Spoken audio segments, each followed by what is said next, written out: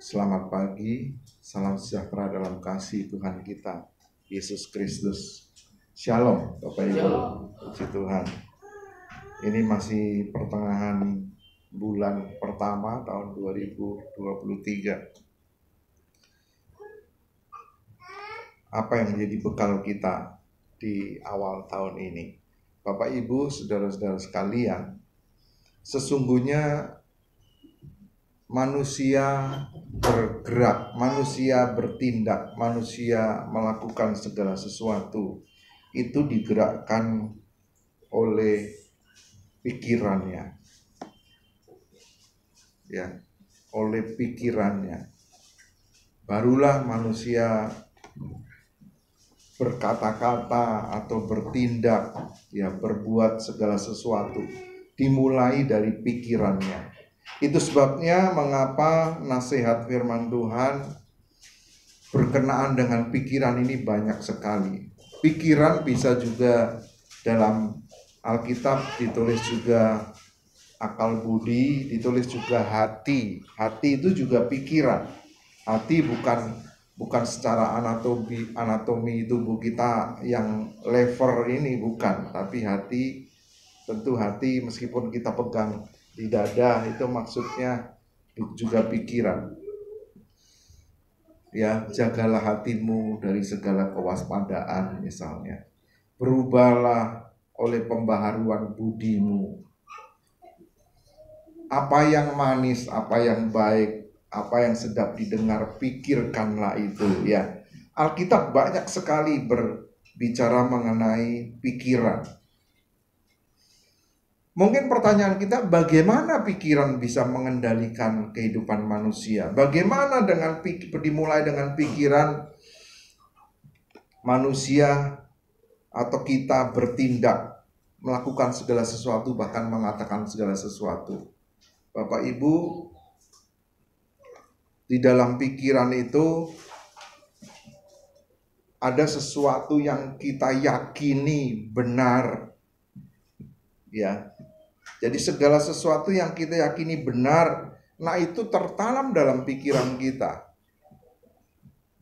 Apakah itu filosofi, apakah itu dari apa yang kita dengar, kita lihat, kita pikirkan, kita alami, lalu kita anggap itu benar, dan itu masuk dalam pikiran kita dan tertanam dalam hati nurani kita. Meskipun belum tentu apa yang kita anggap benar itu benar-benar benar menurut firman Tuhan. Tetapi menurut anggapan kita itu yang benar, dan kita cenderung melakukan dengan apa yang kita anggap benar ini. Dan juga apa yang kita anggap berharga, apa yang kita anggap menyenangkan kita. Nah, itu terekam dalam hati kita, dalam pikiran kita. Nah, itu yang seringkali dinamakan belief. Belief. Apa yang kita yakini benar, meskipun belum tentu benar. Apa yang kita yakini berharga, menyenangkan, membahagiakan kita. Value. Ya, itu yang menggerakkan hati kita, menggerakkan tindakan kita. Bahkan secara refleks. Ya, misalnya Bapak Ibu, kalau dalam pikiran yang menjadi belief seseorang itu, atau biasanya seorang anak lah ya, kalau disenggol atau disentuh, wah, harus balas misalnya gitu ya. Itu apa yang diyakini begitu.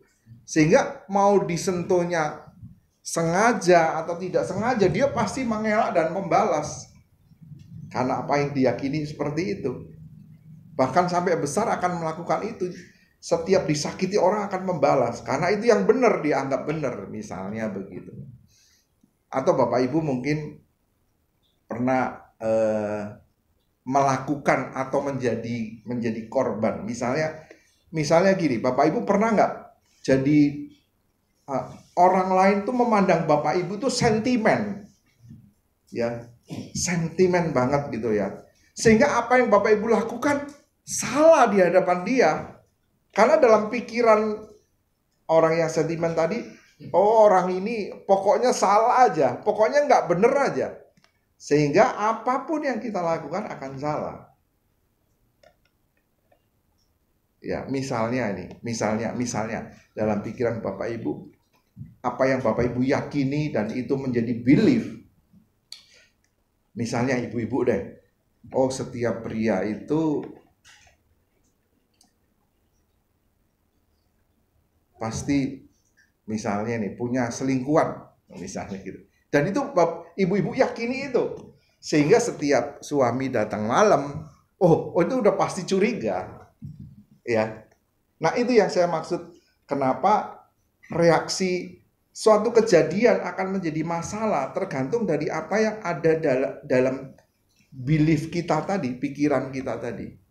Dan itu yang kita yakini benar. Jadi yang kita yakini benar dan yang kita yakini itu yang paling berharga, paling menyenangkan. Berkenaan dengan ini Bapak Ibu. Bapak Ibu pasti rasanya pada pertemuan yang lalu saya sempat menyinggung ya. Sejak bulan Juli ya, kejadian bulan Juli sampai sekarang Bapak Ibu pasti tahu semua nih ya.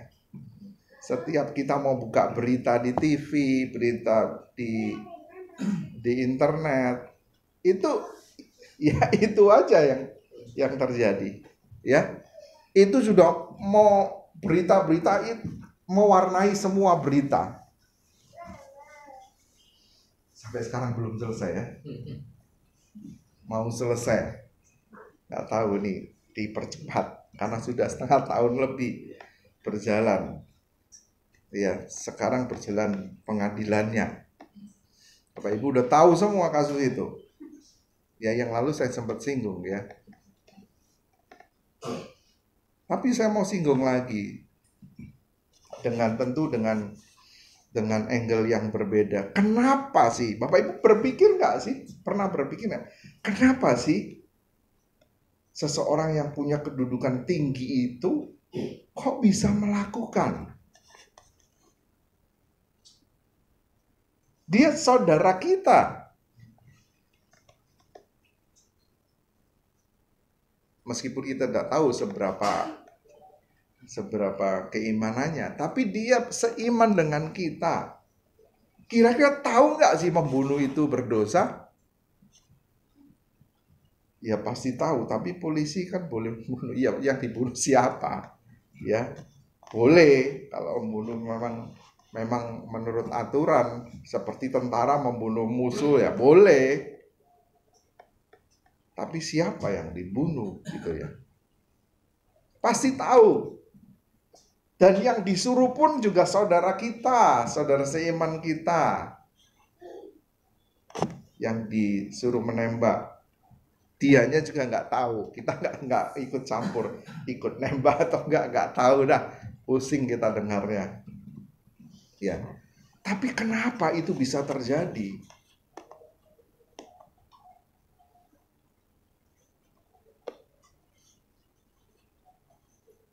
Pertanyaan saya, Bapak Ibu melakukan seperti mereka itu enggak? Yang para tersangkanya banyak itu. Apalagi tersangka utama deh. Bapak Ibu melakukan itu enggak? Pasti dalam pikiran, enggak lah Pak, masa saya membunuh sih gitu kan. Bukan itu masalahnya. Tapi sudah tahu, apalagi dia penegak hukum, sudah tahu melakukan perbuatan ini salah. Sudah tahu melakukan perbuatan itu pidana. Sudah tahu melakukan perbuatan itu berdosa. Tapi tetap aja melakukan. Bapak Ibu merasa masih melakukan itu enggak? Bukan berbicara membunuh loh. Tapi kita tahu itu salah. Itu berdosa. Tapi kita tetap lakukan. Bapak Ibu masih enggak? Atau enggak? Sudah enggak melakukan kesalahan sama sekali. Gimana Bapak Ibu? Loh, ada orang nih?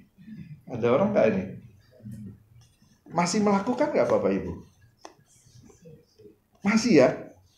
Jadi sebenarnya nggak beda loh, ya nggak beda. Cuma di sana, oh ya Pak saya nggak membunuh lah, nggak mungkin saya membunuh. Enggak, bukan masalah membunuh, tapi kesalahan, perbuatan, bahkan perkataan. Udah tahu perkataan ini menyakitkan orang lain, menyakitkan suamiku, istriku, anakku, tetanggaku, teman-teman. Tapi tetap saja kita katakan. Sudah tahu perbuatan itu salah, tetap saja kita lakukan.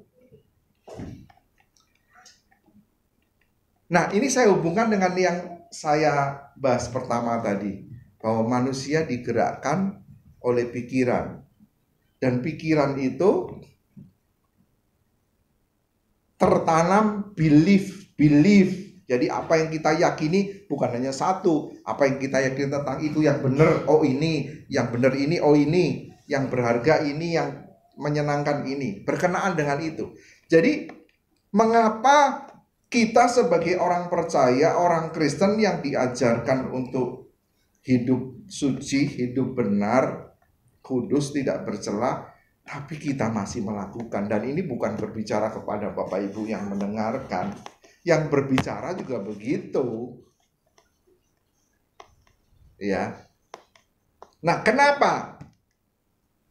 Karena apa yang diyakininya itu belum tentu benar. Yang dianggap benar tadi belum tentu benar.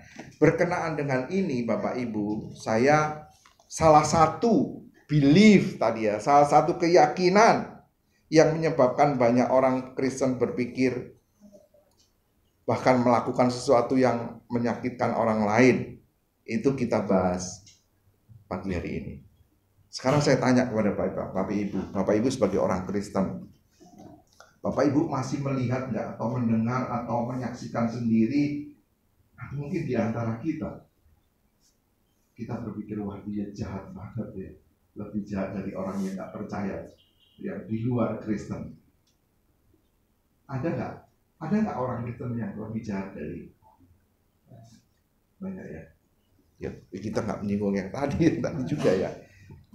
Kenapa? Nah salah satu yang menjadi yang dominan merusak berpikir iman Kristen yang menjadi belief itu adalah prinsip yang disebut sola gratia. Mungkin Bapak Ibu pernah dengar ya, sola gratia. Ada yang menyebutnya sola gratia, sola gratia. It's okay, karena ini bahasa Latin. Ya, bahasa Latin sola gratia, bahasa Inggris sola gratia atau only by grace, hanya oleh iman. Ini salah satu moto kekristenan di abad ke-16, reformasi kekristenan di abad 16. Salah satunya adalah sola gratia, hanya oleh iman. Bapak Ibu, orang Kristen banyak salah meyakini yang tadi saya katakan, meyakini menjadi belief. Banyak orang Kristen berpikir bahwa keselamatan itu kan hanya oleh iman, only by grace. Maaf, hanya oleh anugerah, hanya oleh karunia. Kan keselamatan itu kita dikaruniakan Tuhan. Anggapannya begitu. Jadi kalau Tuhan sudah menyediakan keselamatan dan kita menjadi orang Kristen, kita udah menerima anugerah itu, Tuhan Yesus sudah disalib menebus dosa kita, dan finish. Kalau begitu, kalau saya sudah jadi orang Kristen, setiap minggu ke gereja, memberikan persembahan khusus, persembahan tantangan, persembahan persepuluhan, ya sudah, saya udah selamat. Saya sudah menerima anugerah. Saya selamat. Kalau nanti katanya sih ada pengadilan, penghakiman terakhir. Bukan pengadilan yang kita lihat sekarang. Penghakiman terakhir. Di mana hakimnya nggak bisa disuap, hakimnya nggak nggak bisa main mata karena hakimnya itu hakim segala hakim, yaitu Tuhan Yesus sendiri. Nanti kalau kita yang sudah terima anugerah, kita nggak akan mengalami penghakiman itu. Nah, ini banyak orang Kristen berpikir begitu.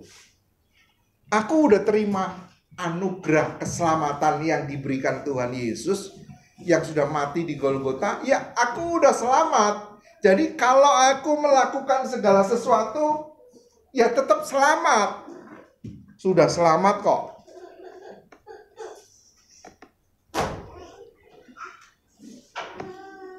Kalau keselamatan itu karena anugerah, maka tidak ada penghakiman lagi bagi orang Kristen. Ini misbelief, ya, belief yang salah.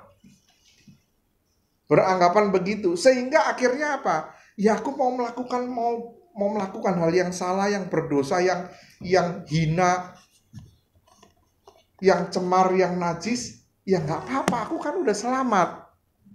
Ini yang merusak bangunan iman Kristen. Aku membunuh orang nggak apa-apa, aku udah jadi orang Kristen kok.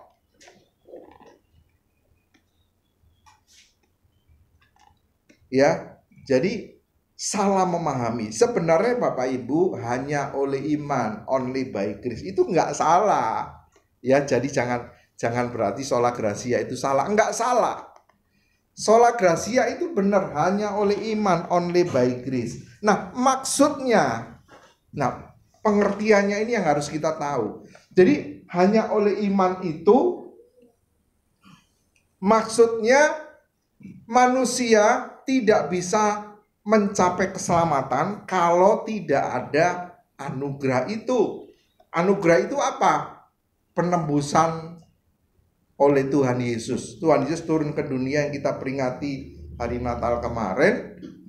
Ya, lalu hari Paskah sebentar lagi kita juga peringati, disalibkan menebus dosa kita. Nah, itu anugerah penebusan yang disediakan oleh Tuhan. Grace atau anugerah atau kasih karunia itu pemberian. Pemberian dari pihak yang tinggi kepada pihak yang rendah, tapi nggak melihat yang diberi ini layak menerima atau tidak. Tidak memperhatikan melihat kelayakan penerimanya. Pokoknya diberi aja, cuma-cuma, gratis.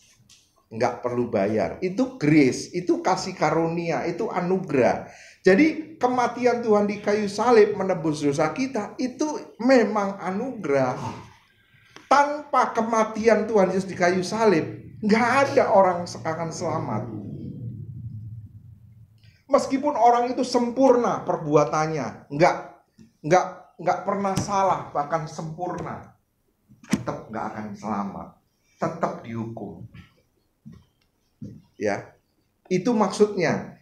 Lalu kalau yang percaya ini, yang percaya itu diberi kesempatan. Ya, jadi ingat, penyaliban Tuhan, penebusan dosa ini anugerah, ini karunia. Tapi untuk menerima keselamatan itu bukan anugerah. Untuk menerima jadi keselamatan disediakan, diberikan, ini anugerah. Tapi untuk menerimanya bukan lagi anugerah, tapi respon kita.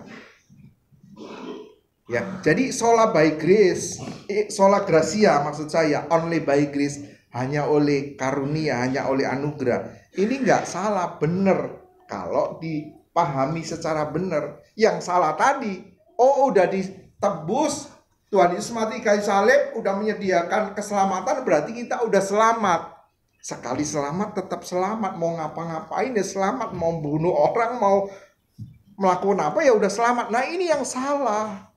Ini yang misbelief, pengertian kebenaran ini yang salah. Nah, kesalahan itu yang menyebabkan orang tadi, kita sendiri kok berbuat salah lagi ya, berbuat dosa. Karena kita berpikir nanti kan kita udah selamat. Gitu. Ya.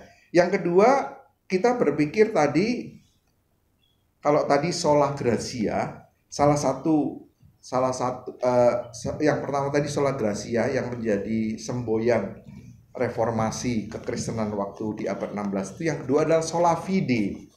Sola fide hanya oleh iman, only by faith. Ya. Kalau tadi hanya oleh anugerah, ini hanya oleh iman. Pak, yang misbelief, yang salah pengertian tadi. Kalau kita sudah percaya Tuhan, Tuhan Yesus sudah memberikan anugerahnya, penebusan, penyalipan di Golgota, lalu kita percaya, berarti kan kita beriman. Dan kalau udah beriman, ya sudah, selamatlah. Kalau nanti ada pengadilan terakhir nanti, Tuhan Yesus sebagai hakimnya, tahu kita udah percaya Dia, pasti dilewatkan, udah nggak perlu dihakimi lagi deh. Nah, kita berpikir begitu. Oh, udah percaya aku, ya udah nggak dihakimi. Nah, ini nggak percaya baru dihakimi. Kita berpikir begitu. Jadi seperti kita berpikir kalau menghadapi pengadilan di dunia ini seperti, atau kalau toh dihakimi begini, dihakimi tapi formalitas saja. Ya, formalitas. Kayak seperti kita kalau kena tilang itu kan, ya, kena tilang itu kalau Bapak Ibu pernah nggak ketilang lalu kita tebus di pengadilan, kita dihakimi nggak ngadu hakim, kita langsung diketok aja sama hakim, pokoknya salah bayar sekian gitu kan. Jadi formalitas saja. Nah, kita berpikir pengadilan nanti juga formalitas. Oke deh dihakimi, oke, terus nanti udah selesai karena kita anaknya, karena kita percaya Dia. Kita berpikir begitu. Ya, karena kita telah beriman kepada Tuhan. Nah, kenapa sih kok banyak pemikiran sola gratia dan sola fide yang seperti ini? Karena ayat yang kita lihat aja, kalau bisa ditampilkan, Efesus 2 ayat 8 sampai 9. Enggak bisa. Oke, kita baca aja Efesus 2 ayat 9. Efesus 2 ayat 9. Efesus 2 ayat 8 sampai 9. Sebab karena kasih karunia kamu diselamatkan oleh iman. Itu bukan hasil usahamu tetapi pemberian Allah. Itu bukan hasil pekerjaanmu. Jangan ada orang yang memegahkan diri. Nah, ini seringkali dipakai ayatnya ini.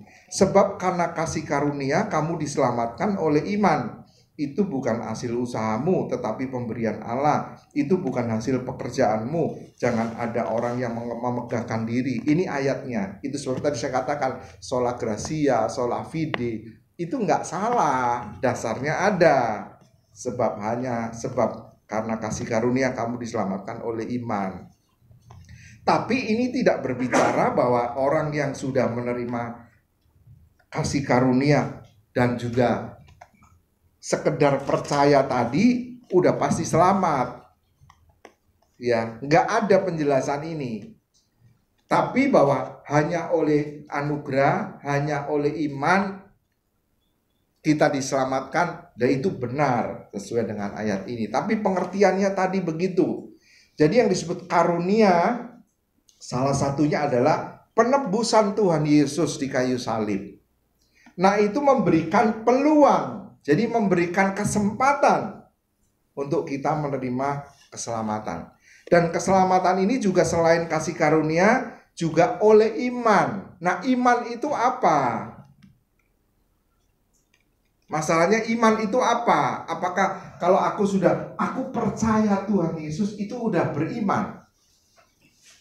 Nah, kalau begitu iman yang rendah sekali. Kalau cuman begitu kita bisa panggil orang di luar sana yang gak percaya Tuhan, ngomong ya, aku percaya Tuhan Yesus, nanti saya kasih 50.000 ya. Kira-kira anak itu mau gak? Ya maulah. Ya. Terus apa berarti dia sudah diselamatkan? Kan enggak. Ya. Jadi bukan sekedar perkataan aku percaya Tuhan, beriman kepada Kristus, beriman kepada Yesus yang mulia, itu bukan berarti percaya dengan omongan. dengan bicara saja. Ya, jadi iman itu memang pengertiannya tentu pengaminan akali dulu, persetujuan pikiran. Memang kita setuju, kita percaya Tuhan Yesus mati di kayu salib menebus dosa kita. Memang diawali dengan itu, tetapi nggak cukup seperti itu. Ya, Bapak Ibu, coba kita baca sekarang di Yohanes 6 ayat 27 mulai. Yohanes 6 ayat 27. Yohanes 6 ayat 27. Saya bacakan ya bersamaan, Bapak Ibu bisa menyimak di Alkitab masing-masing. Yohanes 6 ayat 27. Bekerjalah bukan untuk makanan yang akan dapat binasa, melainkan untuk makanan yang bertahan sampai kepada hidup yang kekal, yang diberikan anak manusia kepadamu, sebab dialah yang disahkan oleh Bapa Allah dengan meterainya. Lalu kata mereka kepadanya, apa yang harus kami perbuat supaya kami mengerjakan pekerjaan yang dikehendaki Allah? Jawab Yesus kepada mereka, inilah pekerjaan yang dikehendaki Allah, yaitu hendaklah kamu percaya kepada Dia yang telah diutus Allah. Jadi percaya itu pekerjaan. Ya, inilah yang harus kamu perbuat. Nah, inilah pekerjaan yang dikehendaki Allah, yaitu hendaklah kamu percaya kepada Dia, kepada Tuhan Yesus yang telah diutus Allah. Jadi percaya kepada Tuhan Yesus enggak sekedar perkataan, tapi pekerjaan, tetapi perbuatan. Ini kisah Yohanes 6 ini kan setelah Tuhan Yesus memberi makan 5.000 orang, lalu Tuhan Yesus menyeberang. Ya, menyeberang, orang-orang ini mengejar Tuhan Yesus. Ya, kalau mengejar di jalan darat, Tuhan Yesus kan di danau ya, di jalan darat dikejar sampai datang. Tuhan Yesus mana sih? Kok susah dicari, kira-kira gitu. Tuhan Yesus mengatakan, kamu cari aku itu bukan melihat tanda loh, tapi karena kamu telah makan roti dan kamu kenyang. Ya, setelah itu baru masuk ke ayat ini. Ya, masuk ayat ini. Jadi percaya itu pekerjaan. Bekerjalah bukan untuk makanan yang akan dapat binasa, melainkan makanan yang dapat bertahan sampai hidup kekal yang diberikan anak manusia kepadamu. Lalu, terus apa yang harus aku perbuat supaya aku mengerjakan pekerjaan yang dikehendaki Allah? Inilah pekerjaan yang dikehendaki Allah. Hendaklah kamu percaya kepada Dia yang telah diutus oleh Allah. Jadi kita beriman kepada Tuhan itu nggak sekedar perkataan, tapi perbuatan, pekerjaan. Itu yang menunjukkan imanmu. Engkau percaya kepada Tuhan atau tidak. Kalau cuma perkataan yang tadi, ingat nggak, kita panggil aja orang di pinggir jalan, kamu ngomong ya aku percaya Tuhan Yesus 100.000, nggak mau 50.000, 100.000, pasti mau. Terus apa berarti dia beriman? Nah, apa bedanya dengan kita yang hanya percaya saja, tapi tidak melakukan apa-apa? Itu sebabnya dalam kitab Yakobus 2 juga mengatakan, jika iman itu tidak disertai perbuatan, maka iman itu hakikatnya adalah mati. Ya. Jadi yang berpikir bahwa iman itu cuma perkataan, cuma aktivitas pikiran, ya, selain kata-kata juga aktivitas pikiran. Oh, setuju. Oh, ya, benar. Persetujuan pikiran. Kalau cuma itu nggak ada perbuatan, mati. Nggak ada gunanya. Jadi Bapak Ibu, sola fide benar hanya oleh iman, tapi imannya itu harus diwujudkan, diekspresikan dengan perbuatan. Kalau nggak ada perbuatan, nggak ada pekerjaan yang terlihat, itu imannya masih iman taraf rendah, belum iman yang benar. Dan dalam kitab Yakobus 2 selanjutnya bahkan mengatakan bahwa kalau engkau percaya hanya dengan pikiran, hanya dengan perkataan saja, setan-setan pun juga percaya. Bahkan percayanya kita kalah sama setan-setan. Sebenarnya bukan setan-setan, tapi kuat, roh-roh jahat. Roh-roh jahat itu percaya kepada Tuhan, gemetar loh. Sementara kita percaya Tuhan nggak gemetar, nggak takut tuh. Ya, jadi kalau cuman perkataan, cuman pikiran, kualitasnya kalah dengan roh-roh jahat yang percaya kepada Tuhan. Mereka percaya dan percayanya gemetar. Ya, Yakobus 2 ayat 19 mengatakan begitu. Kau percaya bahwa hanya ada satu Allah saja, itu baik. Tetapi setan-setan pun juga percaya akan hal itu dan mereka gemetar. Ya Bapak Ibu, saudara-saudara sekalian, di awal tahun ini Tuhan inginkan kita supaya kita memiliki belief yang benar, pemahaman firman kebenaran yang benar. Ya, jangan salah. Karena kalau salah, perbuatan kita juga jadi salah. Ya, karena perbuatan manusia dimulai dari pikiran. Apalagi kalau udah diperbuat kelakuannya begitu terus-menerus, makin lama menjadi kebiasaan. Dan kebiasaan nggak mudah diubah. Dan kalau kebiasaan dilakukan terus-menerus, mendarah daging, menjadi karakter kita. Kalau udah mendarah daging ini lebih susah lagi diubah, Bapak Ibu. Jadi kalau kita mau diubahkan Tuhan itu bukan sekejap membalikkan tangan begini. Dimulai dari pikiran kita yang dirubah. Pembaharuan budi, pengertian-pengertian kebenaran ini yang harus dirubah. Yang benar seperti apa? Lalu kita lakukan. Berat. Karena sudah jadi karakter kan udah susah. Udah jadi kebiasaan kan susah. Kita dirubah dengan perbuatan kelakuan yang baru. Berat. Menyangkal diri. Hidup suci kan berat. Tapi kalau kita lakukan terus-menerus, lama-lama menyangkal diri, pikul salib, hidup suci, hidup cacat, tidak bercacat, tidak bercela, jadi kebiasaan kita.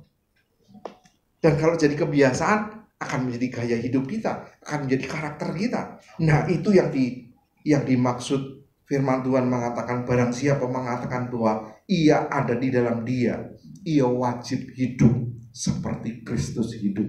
1 Yohanes 2 ayat yang ke-6. Itu yang dikatakan bagaimana kita mau serupa dengan Tuhan. Dimulai dengan pikiran kita benar, ya, pemahaman kita benar, nggak ada misbelief, jadi beliefnya benar. Kita berjuang untuk melakukan firman, berat, susah, sedikit-sedikit nggak apa-apa, lama-lama jadi kebiasaan. Jadi kita terbiasa hidup kudus, terbiasa hidup benar. Nah, kalau kebiasaannya berubah gitu kan indah. Ya, kita memiliki gaya hidup seperti Tuhan Yesus. Kita hidup serupa seperti Tuhan. Bukankah itu yang kita mau kejar, Bapak Ibu? Di awal tahun ini. Ayo, firman Tuhan mengatakan dan mengajarkan kita. Bukan hanya kita mempercayai atau percaya setuju dengan pikiran, aktivitas pikiran saja, bahkan cuma perkataan, tapi harus terekspresi dengan perbuatan. Saya teringat beberapa tahun yang lalu, zaman-zaman kita masih nonton TV ya, ada iklan tuh, iklan sutradara anak muda gitu. Mana ekspresimu, ya, masih ingat gak Bapak Ibu? Ya. Nah, Tuhan juga mau begitu, mana ekspresi imanmu?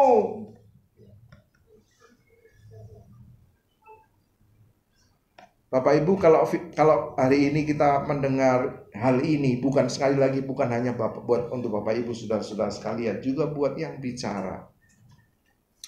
Dan kalau Tuhan mau mengingatkan ini di awal tahun, Bapak ingin sungguh-sungguh di tahun 2023 ini kita makin benar, makin suci, makin kudus di hadapan Tuhan. Kenapa kita harus lakukan ini mulai hari ini, Bapak Ibu? Kita nggak tahu loh kapan dipanggil Tuhan. Saya jadi teringat. Saya waktu SMP punya teman-teman dekat ya.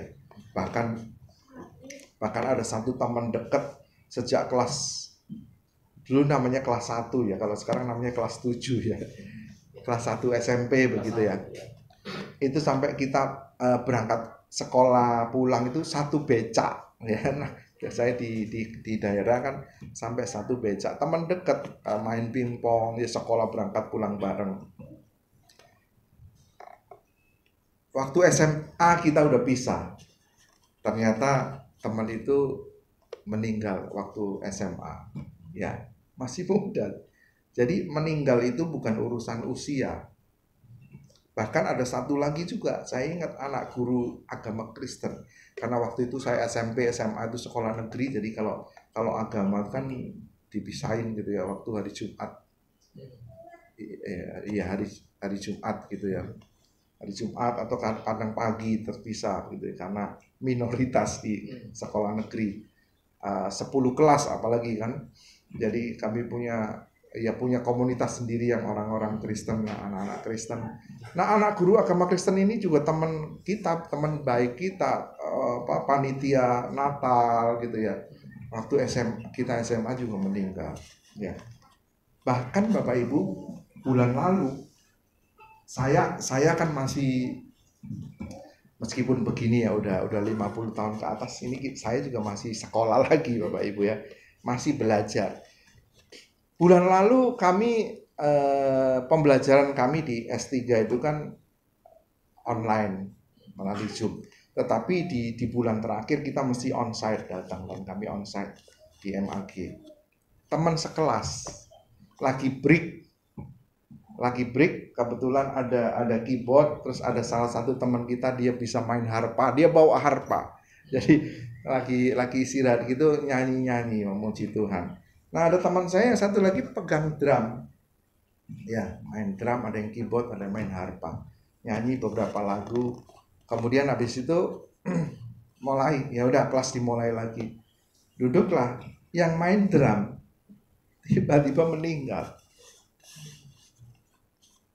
Dipanggil Tuhan. Padahal habis main drum, kena serangan jantung. Jadi Bapak Ibu jangan berpikir ya, yang masih muda, om masih jauh, masih nggak bisa mengatakan begitu Bapak Ibu. Ya, yang usianya, apalagi yang udah di atas 60, 70 gitu ya, itu kemungkinannya lebih dekat lagi kan ya. Ayo, kita semua tidak tahu kapan kita dipanggil Tuhan. Nah, masalahnya kalau kita dipanggil Tuhan tapi kita masih belum benar, kita akan duduk di kursi pengadilan Tuhan. Alkitab tidak pernah mengatakan kita diadili, kita dihakimi menurut iman kita. Nggak pernah. Tetapi kita dihakimi menurut perbuatan kita. Sekali lagi, Alkitab tidak ada yang mencatat kita dihakimi menurut iman kita. Menurut apalagi kalau iman pikiran, iman perkataan. Kita dihakimi menurut perbuatan. Ya, Bapak Ibu bisa search deh di Alkitab elektronik Bapak Ibu. Jadi kita akan dihakimi menurut perbuatan. Bukan nggak ada penghakiman. Penghakiman itu ada. Bukan penghakimannya itu sandiwara. Tidak, yang menghakimi itu hakim di atas segala hakim, Tuhan Yesus Kristus. Kenapa Tuhan Yesus menghakimi? Karena dia yang menebus manusia. Sehingga semua dihakimi oleh sang penebus. Dan dia nggak bisa disogok, nggak bisa disuap, nggak bisa main mata. Bukan berarti yang Kristen nggak diadili atau pengadilannya sandiwara. Enggak, semua orang, Alkitab mencatat, semua orang dihakimi di hadapan hakim sang agung, hakim yang agung. Ya, ayo mulai dari sekarang. Kita nggak tahu kapan kita dipanggil Tuhan. Artinya waktu kita habis. Kalau dipanggil Tuhan kan waktunya habis. Selama kita masih sisa waktu, ayo kita berubah di awal tahun ini. Kalau kita masih melakukan perkataan, perbuatan, perilaku, tingkah laku yang gak berkenan di hadapan Tuhan. Mungkin kita berpikir, kan sola gracia, sola fide. Nanti kan aku datang, aku minta ampun. Tuhan setia dan adil mengampuni. Iya, Tuhan panjang sabar. Kalau panjang sabar itu bukan berarti tidak terbatas ya. Memang panjang, tapi ada batasnya. Batasnya maksudnya ada waktunya. Ya, ada waktunya. Jadi kita akan sungguh-sungguh berubah mulai pagi siang hari ini, Bapak Ibu.